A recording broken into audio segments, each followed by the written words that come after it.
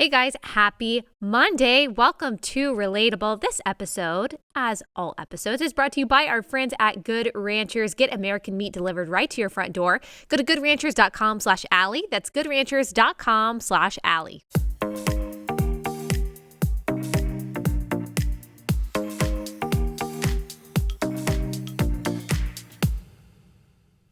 All right, guys, we've got a great episode for you today. We are talking to our new friend, Jon Schweppe. He is the Director of Policy and Government Affairs at the American Principles Project. He is also a Lincoln Fellow at the Claremont Institute. And I am having him on because he had a really interesting and revealing thread about why there are some groups and individuals who call themselves conservatives. They are on the right who are supporting the nomination of Ketanji Brown Jackson.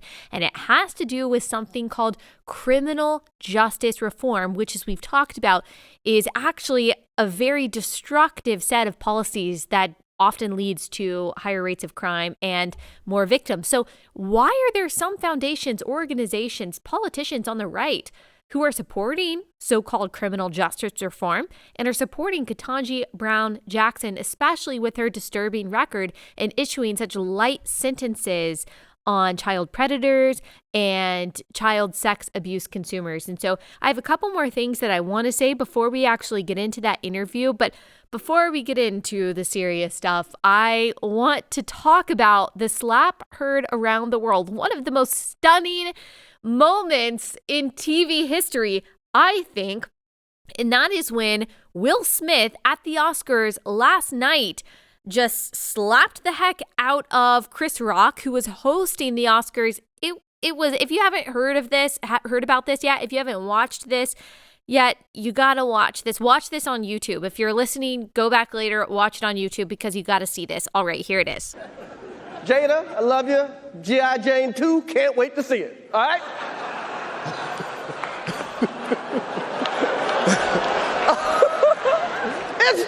that was a nice one. Okay. I'm out here. Richard. Oh, wow. Wow.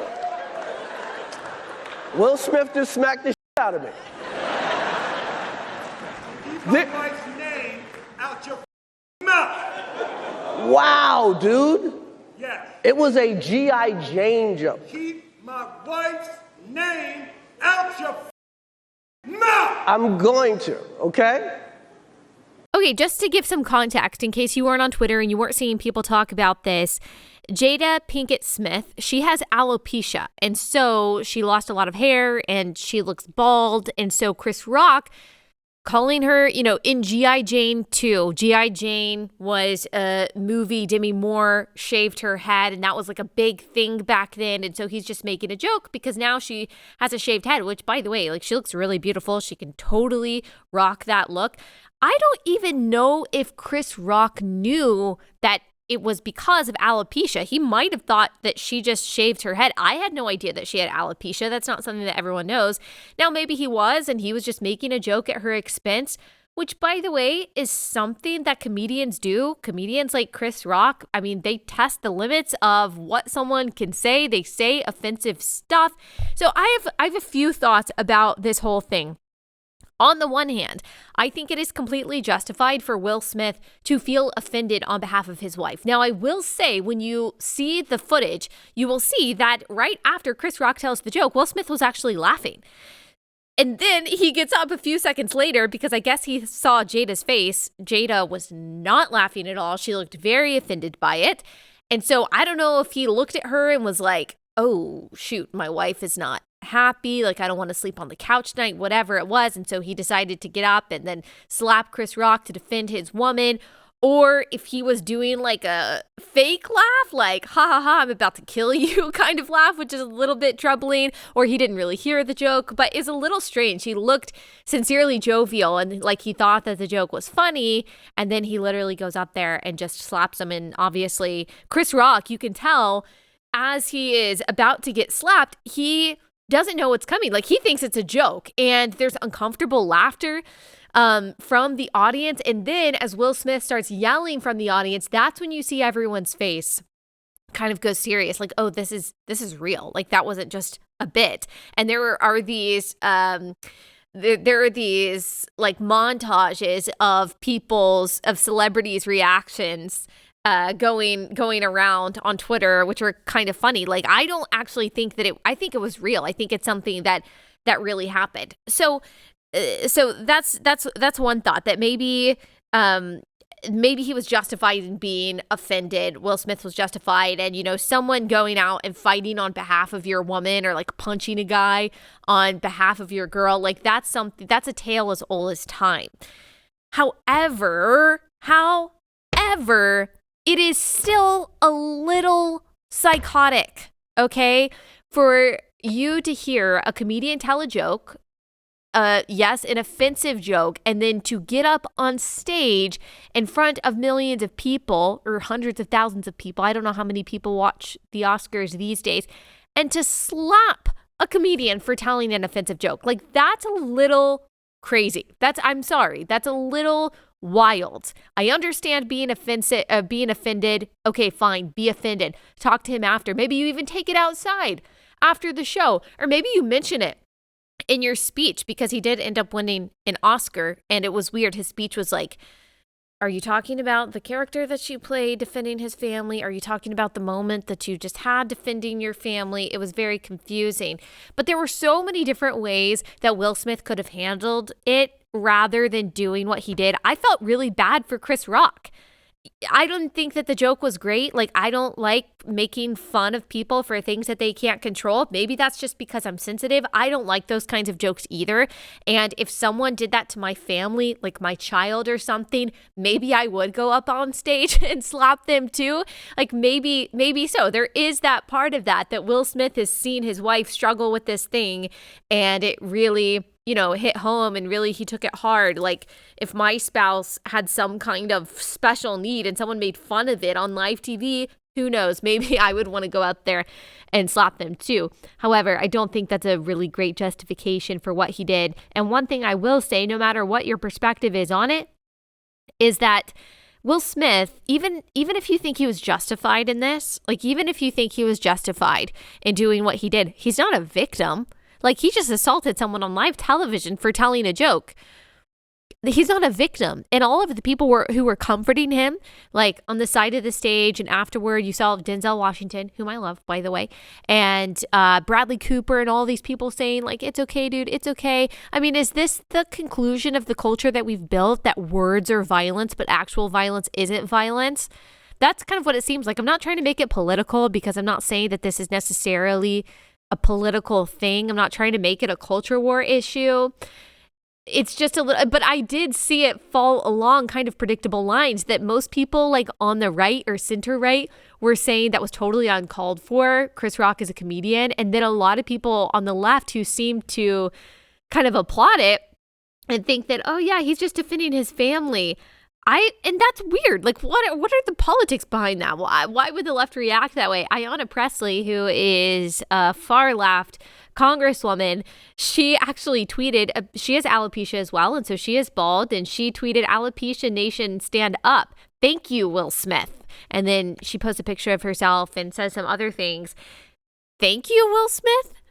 It's honestly, it's strange. I don't want to make it political, but why are you defending violence because of someone's words? Is that a good justification for it? It does seem like the left is more and more comfortable with responding to offensive words with violence. I'm not saying that's Will Smith's political motivation, but the reactions to it, how it fell along partisan lines, very strange. I think lots of things are true simultaneously.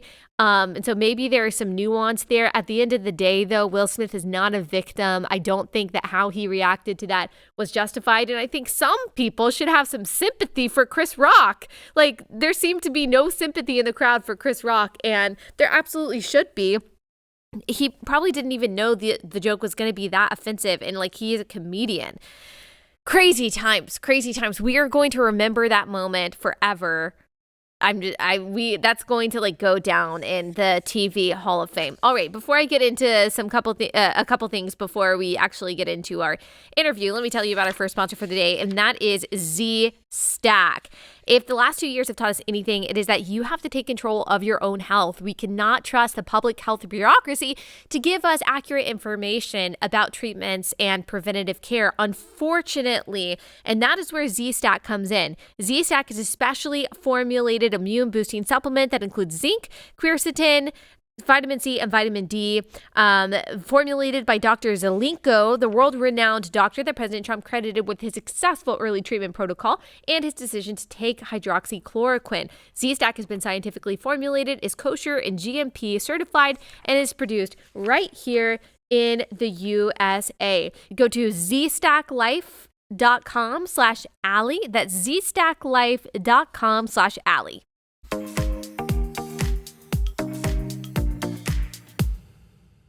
All right, just want to set this up a little bit before we get into our conversation. So we have already talked about Ketanji Brown Jackson and her record, particularly when it comes to the sentencing of child sex predators and consumers and distributors of child sex abuse material. And we're going to talk about just some of that heinous stuff today, some stuff that I read in the Washington Post that I talked about and added to a highlight on Instagram over the weekend that really is just stunning, especially in light of a lot of professing Christians' public support of Ketanji Brown Jackson. She does objectively have a record of issuing light sentences for all kinds of criminals, but I think it is particularly disturbing the light sentences that she has issued for child sex predators and the justifications that she has given for that. I know some people have sent me the article from National Review saying, oh, well, it's really hard to sentence child sex predators and, child pornographers and all of that. And so really we should be looking at some other problems about Ketanji Brown Jackson. I'm not so sure that I buy that argument. Yes, there could be other issues with her, that she's light on crime in general, but that to me is particularly egregious. I think it's important to focus on that because it gets people's attention. That when you are soft on crime, like these are the kinds of people that are being let loose back into the community and are most often reoffending, and who are their victims? Children. And so I actually think that it is very good for Josh Hawley and Senator Cruz and for other politicians to highlight this. Now, is it true that these senators should also be trying to pass legislation that gives firmer guidelines on sentencing for these kinds of criminals? Yes, I do think that's true. So I think that's a fair argument. But that doesn't mean that we should turn away from this record when it comes to Ketanji Brown Jackson. Someone that we've had on this podcast once or twice, I think just once, is Rachel Bovard, and she's awesome. She used to work in DC in the kind of libertarian movement, and I don't know if she would identify herself as a conservative populist, and so I don't want to put that label on her, but she has been one of the few, or she kind of bucks against a lot of libertarians today who are not willing to kind of break up big tech and talk about big tech censorship. And she also continually, I think, really effectively brings us back to what conservatism actually is, which is not just opposing big government, but opposing all kinds of dangerous and power-hungry bureaucracy, including corporate bureaucracy. And she wrote a good article in The Federalist about why we should care about Ketanji Brown Jackson's leniency towards sex predators. And she argues that the Senate should actually investigate this and that this is the conservative position. And so here's part of what she said.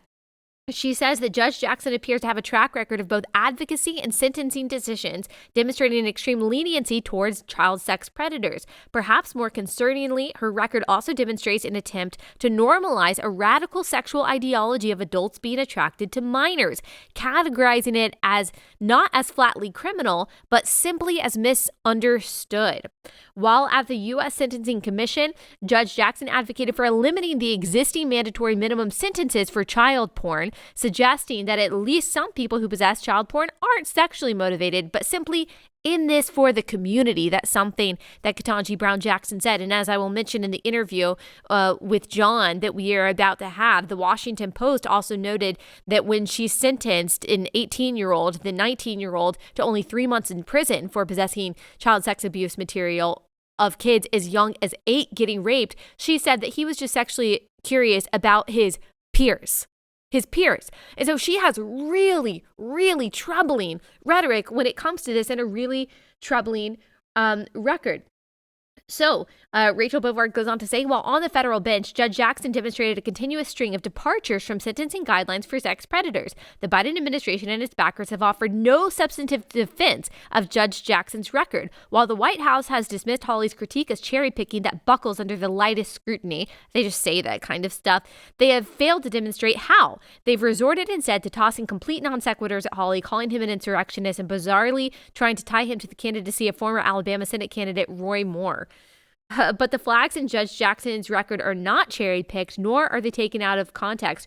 Rather, they are a pattern. Yes, we have talked about this. There were 7 instances that Josh Hawley brought up when he was talking to her about this, and we talked about them last week. I'll just go through a couple of them.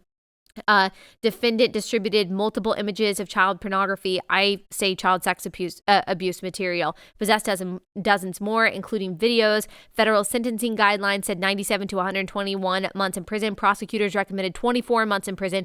Judge Jackson gave the defendant 3 months in prison. The defendant distributed 33 graphic images and videos of child sexual assault on anonymous messaging app. Federal guidelines said 70 to 87 months in prison. Prosecutor recommended 70 months in prison. Judge Jackson sentenced to the lowest sentence permitted by law, which is 60 months. Over and over again, we have seen this by Judge Jackson. This is a fact. This is her record, and the media is just trying to call it QAnon. If you look up, Josh Hawley, child predator hearing, whatever, you will see Variety, you will see Vox, you will see all of these left-wing and even libertarian outlets basically saying that he is just perpetuating some kind of QAnon conspiracy theory, some kind of crazy conspiratorial nonsense, to put it in the words of Brene Brown.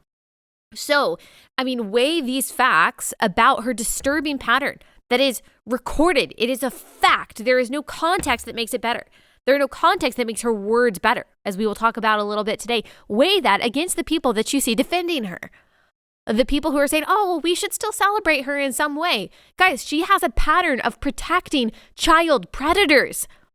The most egregious crime that we can think of. People who either get paid for or are consuming the rape of children. And as Ted Cruz pointed out, some of these images and videos include sadomasochistic material of infants. All right?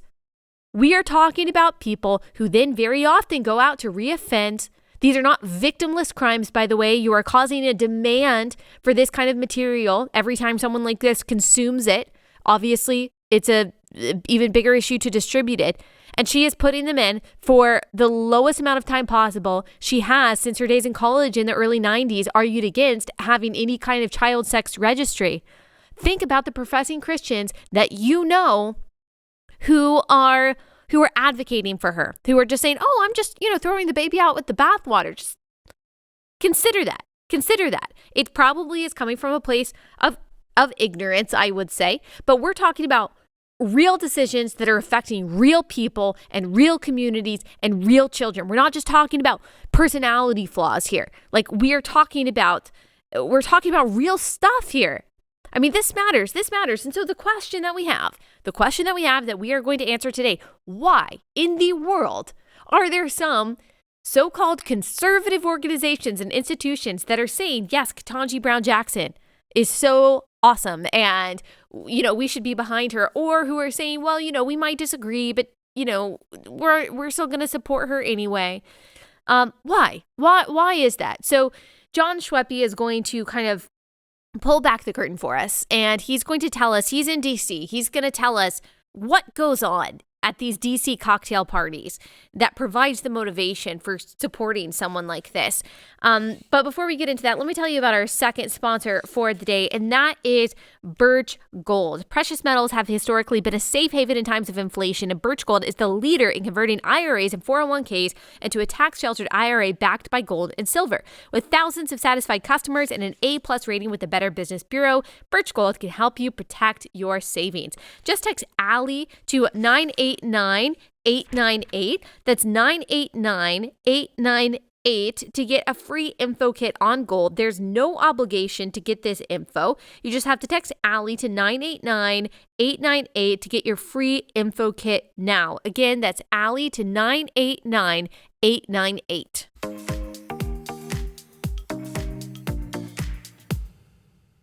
Okay, Jon, thank you so much for joining us. Can you first tell us who you are and what you do? Well, my name's Jon Schweppe. I am the Director of Policy and Government Affairs at a conservative group based out of DC called American Principles Project. Got it. And I'm so appreciative that you are here to spill the tea, as it were. There was a thread that got retweeted many times. I saw a lot of people talking about it. And when I saw it, I immediately said, oh, I want to know more about this. This is really interesting. The first tweet of the thread said, I'm tempted to share a dirty little secret about Washington, D.C. that would explain why many on the quote unquote right are basically cheerleading Ketanji Brown Jackson's nomination. But I really don't know if folks could handle it. So rather than reading the rest of your thread, can you just explain what you mean by that? Why are there some people on the right who are excited about this nomination? Sure. So about a year ago, I started researching funding and how it affects all these different organizations out here. And specifically, I was focused more on big tech companies. So Google, Facebook, Amazon, Apple. And I was trying to figure out, why are some of these conservative groups, for example, advocating for policies that favor the big tech companies when the companies are censoring conservatives? And when I did that research, I found a lot of, Google and all these companies do publicly disclose that information. But I was hearing from people in the know that one wrinkle to it was the Koch Foundation, the Koch brothers, and that they were giving out a lot of tech money as well. But that wasn't publicly available. And so I started doing the Koch brothers? What is the Koch Foundation for those who don't know? And we're saying, for people who aren't familiar, Koch. You may have heard about the Koch brothers. They're kind of just, they're these people that a lot of people can't really define or point to, at least people who aren't super familiar with them. So can you just quickly tell us who they are? Well, for a long time, they were a boogeyman for the left. Right. But they are a kind of libertarian leaning. They're not socially conservative. They don't want to talk about the social issues like abortion or transgenderism.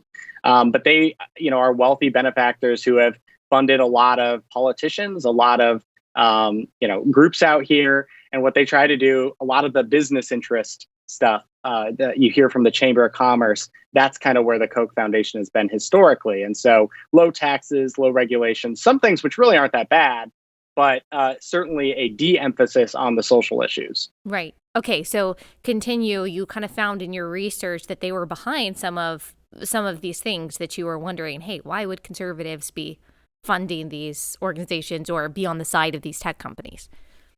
Right. So it's difficult because unfortunately, almost all of this money is, as the Democrats like to say, dark money. It's really hard to kind of find where it went or who actually received it unless the recipients say so themselves.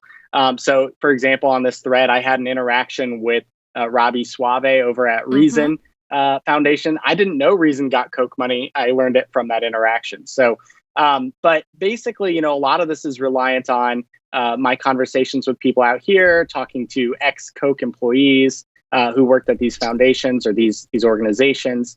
But one of their biggest, and this kind of circles back to what the thread was about, one of their biggest focuses, in fact, it's the main issue on their site, is criminal justice reform. And that's an issue that, if you're a conservative out here in DC, you hear people talking about all the time. We need to make sure, you always hear the story of, we don't want someone who got caught with possession of marijuana to go to jail for 10 years.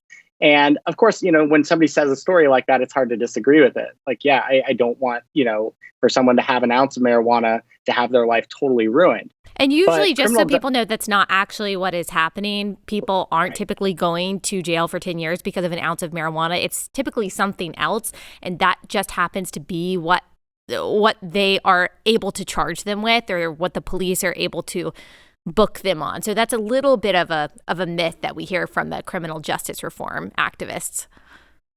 Absolutely. And really the effects of criminal justice reform go much further beyond that. So without going down too much of a rabbit hole, and I do apologize, and please bring me back if I do. No, you can take us down the rabbit hole. We love rabbit holes. So a couple of years ago, my organization authored a report about Black Lives Matter and the Breathe Act. And this was like the ultimate goal of criminal justice reform from the left's perspective. And it is, basically making sure that if you're under the age of 24, you're never incarcerated, that if you're in jail currently for a drug charge, that you're released immediately, that there's no life sentences for any crime ever, all these different things. And there's this overlap between the right and the left on this issue. Mm-hmm. So what brought this up this week was the confirmation hearing of Judge Ketanji Brown Jackson and Senator Josh Hawley and Senator Ted Cruz's questioning of her over some of her lighter sentencing in the past, some really light sentencing against sex offenders. And a lot of people on the right, National Review wrote a piece, plenty of people on Twitter were defending this position. And so what I was trying to articulate is that this position is held by people on the left and the right. It's a defending very, the position, defending Ketanji Brown Jackson's position of issuing light sentences. Yes. Okay. Even so, Josh Hawley brought up pedophiles, which obviously is probably the least defensible example. But when you're talking about criminal justice reform, it is a belief, and this is a debate that goes back decades, but it's a belief in rehabilitation over deterrence, over a longer sentence. They call it restorative justice very often. Yeah. But unfortunately, what happens, and Hawley pointed this out, I think Cruz did too, a lot of these offenders are recidivists, and they go to jail for 3 months, as one of them did that Hawley quoted, and then they go back out and then they offend again. And so I think the real issue here is that DC is a blob. There's a lot of money that goes around to make people out here care about issues like this. But if you talk to anybody back home, criminal justice reform, if you really get into what it is, nobody supports that, and including, people, minorities, all sorts of people. It's not just Republican voters. Right.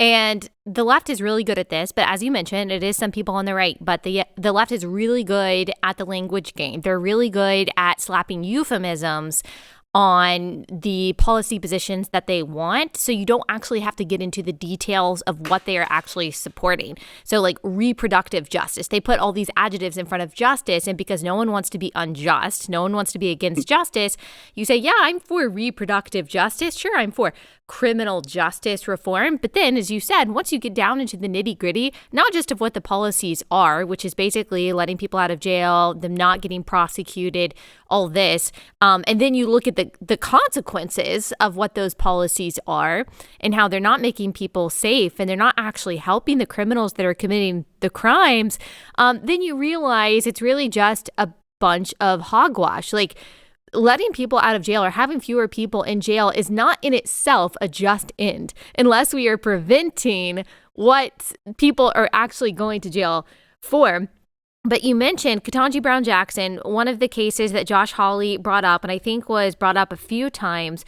The Washington Post wrote an article about it, and they really wrote, it was so disgusting, a puff piece about this child sex abuse consumer, Wesley Hawkins, who Brown Jackson had sentenced to only 3 months in prison, even though prosecutors had recommended 2 years. I think federal guidelines were up to 10 years.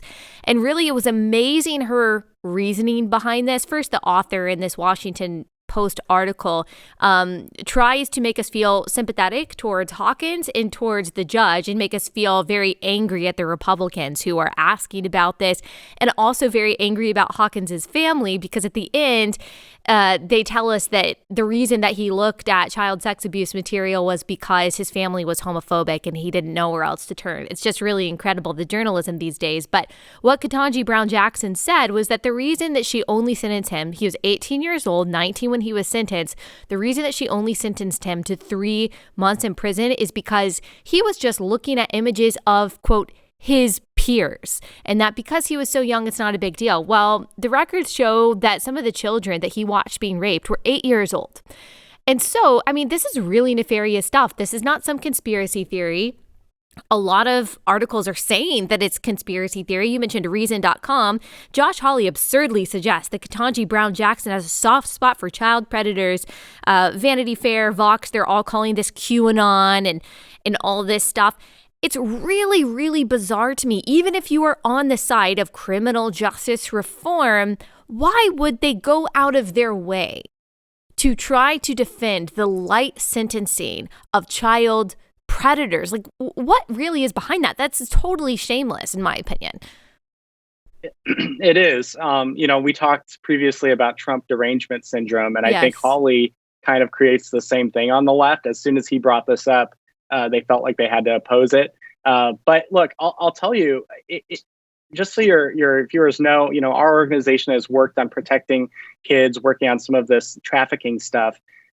It's when someone searches for child pornography, it's not like something that accidentally happens, right? And I think that's something that a lot of these folks are trying to do to gin up sympathy. But on the top layer of the internet that we all use, you're not going to find child pornography. It is actually removed pretty effectively. To go find it, you have to dig, and you have to use all of the dark web and all of these different things. And so for somebody like that, and again, this is also just something that we've seen this. There's studies on it. When someone is looking for child pornography for personal use or whatever, that is an indication that they're going to hurt a child. Right. That it's not one of these things where you can separate the two things. And so I think it's despicable, but it does kind of show how, I think morally repugnant our establishment is out here, that something like this, which should be easily a slam dunk issue, is up for debate. It's very troubling that they would try to say that any criticism of light sentencing of child predators and viewers of child sex abuse material, that's QAnon. I mean, that's really, really disturbing logic. Now, some logic that I saw in National Review, you mentioned National Review, I think it was by Andrew McCarthy, said basically that Republicans shouldn't be focusing specifically on the child predator stuff, but should maybe highlight the fact that she regularly has bucked sentencing guidelines, that she really is soft on crime in general. And that is why, like the Cato Institute, the Koch brothers would be behind her. Is that right?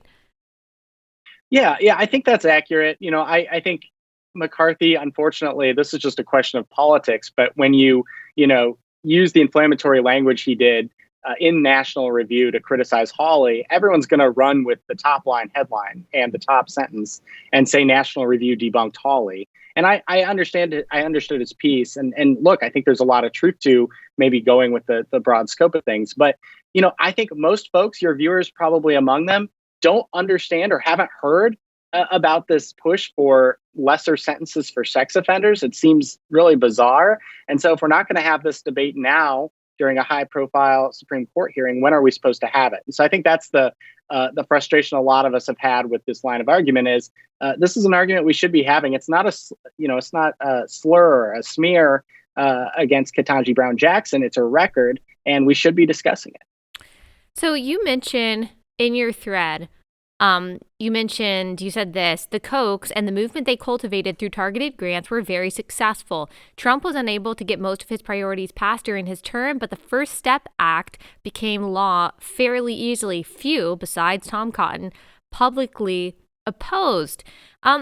Remind us what the First Step Act was and why Trump and so many Republicans said, yeah, let's definitely do this. Well, the First Step Act is a criminal justice reform bill, and it did seek, again, it's that example of drugs I gave you at the forefront. That's what everyone was told it was about. But we've seen, and Cotton I think has documented this pretty well, and some other sites as well, that there's been a lot of criminals with different types of offenses, gun offenses, all sorts of things that have been released. And of course they're recidivists. They do it again. So this crime wave. A lot of people are trying to tie, and maybe it's fair. I wouldn't know for sure, but it might be fair to tie this crime wave in part to the First Step Act. And so, I think the president and his advisors, I think they were trying to do the right thing. I don't necessarily fault them for signing that bill when there was so little opposition to it. But when you look at the money and you look at, what the Koch brothers, the Koch Foundation, and all of them were trying to do as early as 2014, 2015 with this issue, it's pretty clear that they kind of bought conservative, unanimous opinion on this out here. And that had a huge effect where, if maybe those grants weren't out there, maybe if, things were a little bit different and some groups were opposing it, maybe Trump wouldn't have signed the bill. Wow. And I know this is probably speculation, but why? Like, is there some economic benefit? Like, what is the so-called conservative or maybe libertarian argument for the kind of criminal justice reform that we're seeing that very obviously, especially if you look at these progressive cities where these policies are at the forefront and are most consistently applied? I mean, you see a rise in death and destruction almost every time we hear a story of being murdered. The person who murdered them or the person who assaulted them was out because of, a low bail set by some kind of progressive judge, or they were just able to, fly through short sentences. They had previous very serious violent crime charges, and they were able to go out and reoffend. I think it's a crazy high percentage of people who are recidivists who go out and commit a similar or worse crime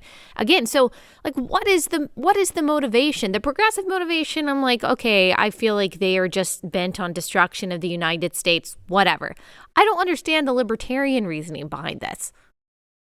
Yeah, the progressive motivation is definitely the equity agenda, right? That, if there's if there's more blacks in prison than the general population, that's evidence of systemic racism. And so the only way to fix that is to release enough criminals onto the streets. Even if that means, which it does, even if that means that more innocent Black Americans die, because that's exactly what happens. I mean, it's typically intra-racial violent crime of any race, but we know the homicide rate among Black Americans, unfortunately, is really high. So you're just creating more Black victims of murder when you decide to meet these equity quotas without actually addressing the root cause. But no one seems to care about the victims in criminal justice reform.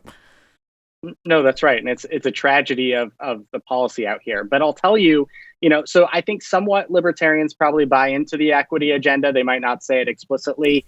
But I'm just going to say this, Allie, and I think this is, just true. I can't back it up. But the reality is that people out here really do want to be liked. They want to be seen, especially on the right, as not racist. And so embracing things like this are a way to not be attacked and to have that. And so I think the motivator for a lot of these folks, some of them probably have some tragic stories where they know somebody who went to jail for drugs or something like that. And look, I'm sympathetic to that. But I think for a lot of them, it's about cocktail parties. And I know, people make fun of that, but it is just kind of how DC works and how this ecosystem is. But what about, what about the Koch brothers? Like, what do you think their motivation is? Surely they, maybe they don't, but surely they feel like they have some kind of pure motivation. Like, do you think that the Cato Institute and the Koch brothers, like, does it really come down to cocktail parties for them? Or do they have some kind of economic motivation or some kind of power motivation behind backing these kinds of destructive policies? It could be economic in a way that we haven't been able to discern yet. But I'll tell you, the Kochs are very much have been concerned about how they're perceived. Remember, they were very involved in the Tea Party wave back in 2010, and then the left demonized them. And these are corporate tycoons. They don't really like that. They were actually running I remember this. There was an advertising campaign for their company talking about all the great human work they're doing across the country, and they ran it for like a year. So I do think in part it is about perception, and criminal justice reform is an issue. If you poll it the way that they talk about it, it's probably an 80% issue. And so it's an issue where if they put that first and foremost in what they're doing, maybe the left won't hate them as much. And I really do think that's a part of it. I know that seems cheap or political, but it's hard to discern what else it could possibly be. And what is R Street? So R Street is a group out here that used to be seen as on the right, but they take a lot of corporate money, and they're involved in various, kind of right libertarian issues like defending big tech censorship and fighting against the antitrust bills. They often talk about occupational licensing reform. Why, though? Why? Just because they're getting money from these major corporations, and so they're just going to be on the side of these major corporations, which is not, by the way, libertarian. Libertarianism does not equal defending big corporations that become almost as powerful and deleterious as big government. Well, that's so in my thread, I was hinting at this with talking about how the Koch Foundation cultivates support with grants. And this is what corporations do out here. It's a dirty little secret everyone knows about. But all of these, not all, but a good portion of these think tanks are for sale. And if you go in there, if you're oil and gas, if you're, big tech, whatever, and you go in there with a, 6-figure grant and say, this is what we'd like to see, they do it. And so this is something I think Congress needs to become more aware of. I just think maybe they turned a blind eye to it in the past, but a lot of advocacy out here is pay to play. And, what we're trying to do is, to some degree, expose that.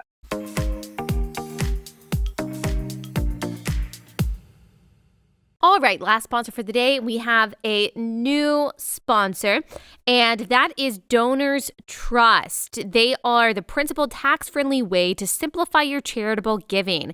If you donated to the Crisis Pregnancy Center that I advertise for a lot, I've advertised for several crisis pregnancy centers, not real advertisement, but I've talked about them on social media and had you donate to them, then maybe you are someone who likes to donate to pro-life charities in these pregnancy centers consistently. And if you do, you should know that there's a financial tool available that can help you manage your giving. A donor advised fund is a lot like a brokerage account, except it's for charitable dollars. Americans are increasingly opening these types of accounts. Some are even rolling over their charitable dollars from big donor advised fund providers to Donors Trust, a mission-driven donor advised fund provider that specifically serves conservative givers. So if you want to be more strategic with your giving and ultimately give as much money as you can to charities sparing unborn babies, women, and families from the tragedy of abortion, go to donorstrust.org/Allie. Great organization to download their donor prospectus and discover whether a donor advised fund with Donors Trust is right for you. So go to donorstrust.org/Allie to find out how you can make a greater impact with your giving. That's donorstrust.org/Allie.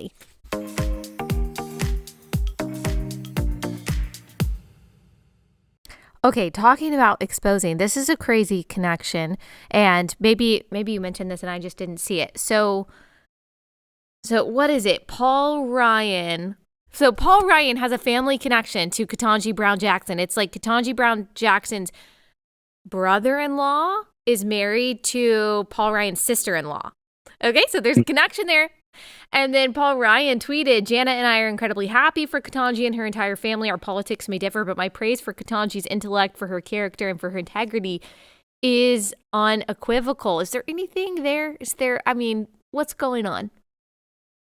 Well, I will say if they're family friends, I'm not necessarily going to fault him for, providing some support. But look, I think something that people need to understand is if you're not really worried about the social issues, is a liberal justice really that big of a deal, right? Like it's not. And so if you're somebody who's motivated by pro-life, by fighting for women's sports and against the transgender agenda, fighting for guns, all these things, of course, the idea of having a far leftist on the Supreme Court is scary. But I just don't know if Paul Ryan's really motivated by that stuff. It seems like, to me, he's always been motivated much more by the fiscal conservatism, which is fine in its own right. But without the social conservatism, it's bankrupt. Yeah. Wow. This is really interesting. I mean, I think that we can say, okay, maybe there are some good things about this person. I remember liking her initial speech. Of course, we know that progressive nominees very often try to come across as more moderate and more conservative when they are going through these hearings, and then they almost always rule to the left. So I don't think she's going to surprise us with any of her rulings. I think we know, as you've explained, why she is being supported by the entities that she's being supported. I am just a little surprised to see how much the media is trying to cover up the sex offender stuff. That does surprise me. I would think, okay, you just ignore it. They're not ignoring it, but they're also not really debunking it. Like, they'll have headlines saying, this is misleading, this is misinformation, we're going to debunk this. And then they go through it and they're not actually able to debunk it because, I mean, it's all public record. It's all there. Everything that Josh Hawley said is exactly right. I mean, it's true. And I guess it's not specific to child predators, but we should be worried in general, someone who apparently doesn't care quite as much about the rights of the victims. Well, as the left becomes more authoritarian, I think they're getting a little bit more lazy with their argumentation. And so with this, they'd rather just dismiss Josh Hawley as a QAnon sympathizer and, have social media ban anything critical, right? Right. So, but I think the big thing I've seen come across when people do engage in debate on this is, why are you mad at Ketanji Brown Jackson? This is basically what all of us believe. Right. And I don't think that's necessarily encouraging. And it's certainly something that I think is going to require us to keep an eye on, and for us to continue to ask judicial nominees going forward. You wrote this in the New York Post. Given all the criticism of Jackson's weak record on crime and sentencing, not to mention the White House withholding 48,000 pages of documents related to her time on the Sentencing Commission, I didn't know that. Yeah, and the crazy thing is, they were selectively leaking those documents to friendly media outlets. So as they were trying to rebut Josh Hawley's criticism and Ted Cruz's criticism, the media was fact checking, and they were having help from the White House. But yeah, 48,000 documents or pages of documents. And, I think we would have really gotten to understand the judge's judicial philosophy. How is that possible? How is that allowed, that the White House can just withhold that kind of information?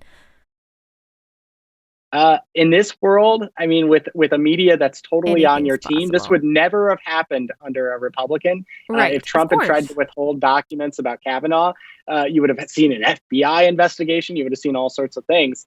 But this is just kind of the game they play now.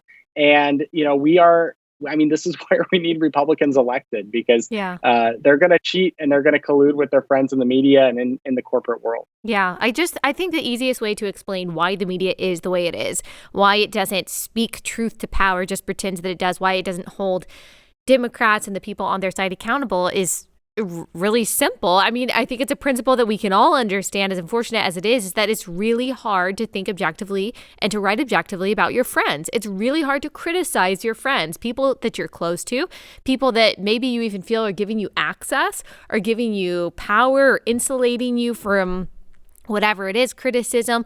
It's really hard to write objectively about those people, especially when you share the same ideology. So that is just one reason why the media is so corrupt and why they are able to get away with the things that they are. One thing I want to ask you, you also mentioned in this New York Post article, the Breathe Act. What is the Breathe Act? So the Breathe Act is the model legislation that all that Black Lives Matter funding had to go somewhere. And we know it went to some of the founders' houses and all of that, but part of it went to groups that focus on this. And it's basically a total revamp of our criminal justice system, abolishes prisons, the entire, defund the police agendas in there. And a lot of Democrats, it came out and endorsed this early. Now they've kind of run away from it. Nancy Pelosi isn't talking about it. But this is, at least from our perspective, what we have to see as the end goal of the Black Lives Matter movement, of some of these radical woke folks. And, it's pretty crazy. I mean, when you look at all the individual things it does, I mean, it basically gets rid of drug offenses. Again, like no more life sentences. People under the age of 24, I could go out there and do a bank robbery with a gun. And if I was under the age of 24 under the Breathe Act, I wouldn't serve time. So it's a very radical thing. We actually have a report out there. It's called Black Lives Matter and the Breathe Act, and authored by myself and some other folks at American Principles Project. But it's pretty crazy. And I think the Democrats were smart to run away from this, at least publicly. But if they ever feel like they have the power to impose it, they will do it. Yeah, absolutely, they will. Yeah, it seems like they have at least rhetorically kind of backed down from the defund the police language, at least temporarily. But I have no doubt if there is another incident like what happened with George Floyd or anything. I mean, it's been kind of strangely quiet on that front, talking about things like police brutality in general. I feel like we haven't heard a lot about that in the news recently, but I have no doubt if another crisis occurs that they will use that wave of crisis to push something as radical as that legislation. I mean, I say repeatedly on this show that social justice kills. Social justice is not just. Social justice says, how can we try to make outcomes for all different groups equal without actually looking at what is causing the disparity in the first place? As Thomas Sowell says, discrimination or disparities are not inherent proof of discrimination. If there is a disparity in outcome between two groups, whether it's graduation rates, whether it's incarceration rates,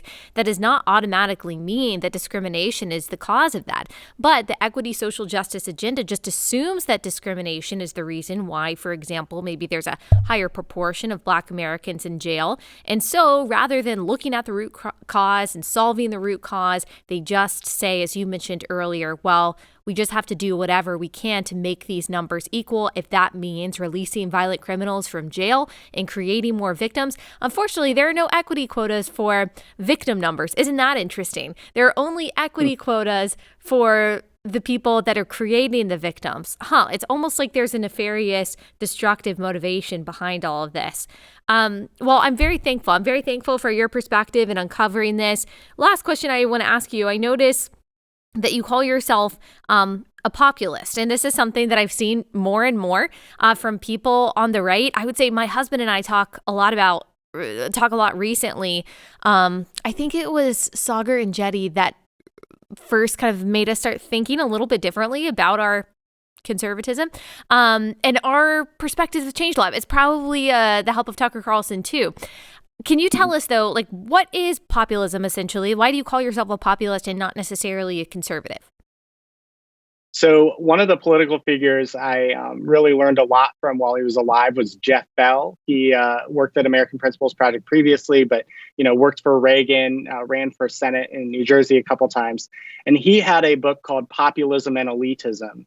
And he kind of said that this difference between populists and elitists was kind of the most important political difference. And basically what it comes down to is elitism is a belief that the people are too stupid or can't govern themselves, and we need an expert class to rule over them.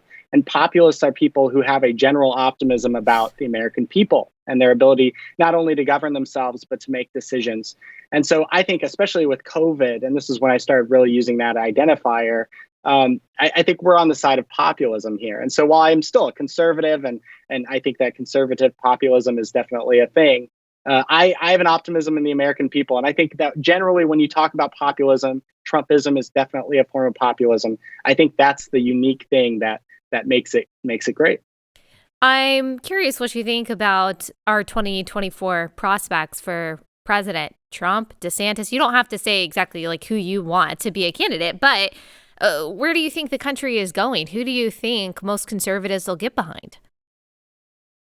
So the one thing I learned from Trump in 2016 is that we don't know anything. Yeah, right? Very true. And so I think that there's a conventional wisdom that if Trump runs, he will absolutely win, and he may. I think he'll beat the Democrat, assuming it's Joe Biden, but even if it was somebody else. But I also just think it's too early to count anyone else out. And so DeSantis has shown himself to be very impressive as governor of Florida. And, if there is a primary between Trump and DeSantis, we'll see what happens. I think it would be good for us anyway. Yeah. Yeah, I think so. Do you think that this issue of crime, do you think it will be a key issue in 2024? You linked an article in your thread, Safe Streets Required the Political Will to Punish Crime and American Greatness by Austin Stone. It was published earlier in March, and that's true. I mean, progressives certainly don't have the political will, but as we've already mentioned, there are plenty of Republicans who don't have the political will either, probably not because they're ideologically aligned with the equity policies, but because they're scared of losing their backing or seen as racist or whatever. So one, do you think that this will be an issue for people who are tired of the crime and the crime waves and the DA is not doing anything, the judge is not doing anything? And do you think at least Republicans will gain the political will to push back against this and make safe streets an issue for their campaigns? Well, as to the Republicans deciding, that's a really good question. But I do think it's going to be an issue.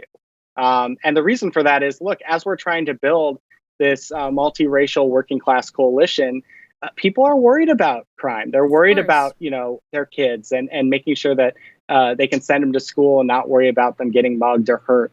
And I think that's something that's going to affect suburban women. It's going to affect Hispanics. It's also going to affect African Americans. And so, I think Republicans would be wise to focus on this. Unfortunately, it's just kind of a reality. Like, as crime goes up, as this stuff continues to happen, we're going to have to talk about it more. There's going to be more tragedies. But I think it would be politically pretty silly not for Republicans to talk about it and to make that a big issue. Yeah, I agree. Well, thank you so much for giving us your insight today. I really appreciate it. Where can people follow you, support you, all that good stuff? Well, thanks so much for having me. So I'm at Substack at jonschweppe.substack.com, and then on Twitter at Jon Schweppe. Okay, we'll provide those links in the description of this episode. Thank you so much for coming on. Hey, thanks so much for having me.